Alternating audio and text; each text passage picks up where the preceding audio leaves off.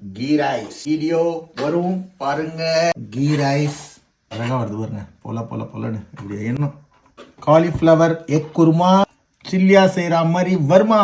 இன்னைக்கு சமையலுக்காக டேலிஃப்ல கீழே வந்து வீல் சேர்ல வந்து சில்வியா உன்னோட இங்கிலாந்து கிச்சன்ல என்ன சமையல் கேட்டேன்.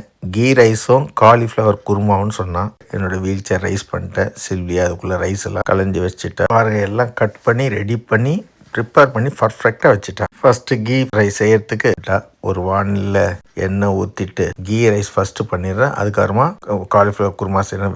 அதுக்கு பட்டை, கிராம்பு, ஏலக்காயெல்லாம் போட்டுட்டு கொஞ்சம் நெய்யை போட்டுட்டு வெங்காயம் போட்டு ஒரு 40% வதங்கின பிறகு பச்சை மிளகா போட்டுட்டு அப்படியே ஒரு வீடியோ நானும் போஸ்ட் கொடுத்தேன். கொஞ்சம் இஞ்சி பூண்டு விழுது ஒரு 1.5 டேபிள் ஸ்பூன் போட்டால், புதினா கொஞ்சம் போட்டு அப்படியே சாட்டே பண்ணிவிட்டு தக்காளியை போட்டு சாட்டே பண்ணி விட்டால் கொஞ்சம் உப்பு போட்டு ஒரு 60% வெந்தால் போதும். ஊற வச்சிருந்த பாசுமதி ரைஸை போடுங்க. ஒரு 1 மினிட் அப்படியே பரட்டி விடுங்க. அந்த கீ அதில் எண்ணெய்லாம் போட்டு திரும்ப 2 கப்பு ரைஸ் போட்டால் 3 கப்பு தண்ணி ஊற்றணும். ஊற்றிட்டு உப்பு போட்டு ஒரு 20% வெந்த பிறகு அப்படியே தூக்கி தவாக்கு மேலே வச்சு ஃபுல் ஹீட்டில் வச்சு விட்ருங்க.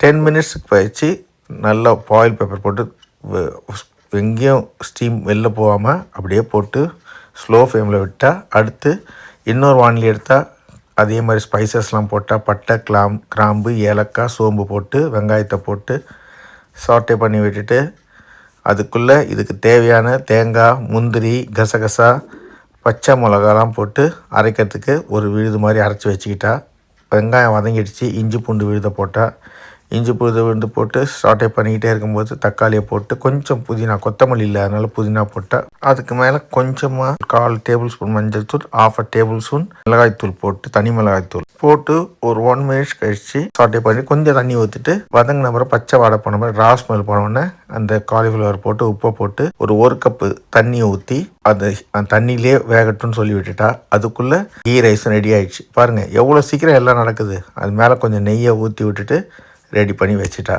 அதுக்குள்ளே பாத்திரம்லாம் வதக்கி வச்சுட்டா. காலிஃப்ளவர் வெந்துக்கிட்டே இருக்குது. வெந்துக்கிட்டு இருக்கும்போது இந்த பேஸ்ட் எடுத்து போட்டால் காலிஃப்ளவர் நல்லா வெந்துருச்சு. அலம்பி ஊற்றிட்டு அதில் இருக்க இதுலேயே அந்த மீடியம் ஃப்ளேம்லேயே போட்டு கொஞ்சம் கரம் மசாலா போட்டு விட்டுட்டா. நான் கொஞ்சம் சாப்பிட்டு பார்த்தேன். சூப்பராக இருந்தது.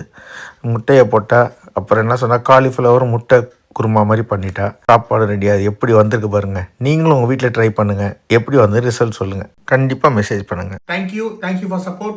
God bless you everyone. God bless you.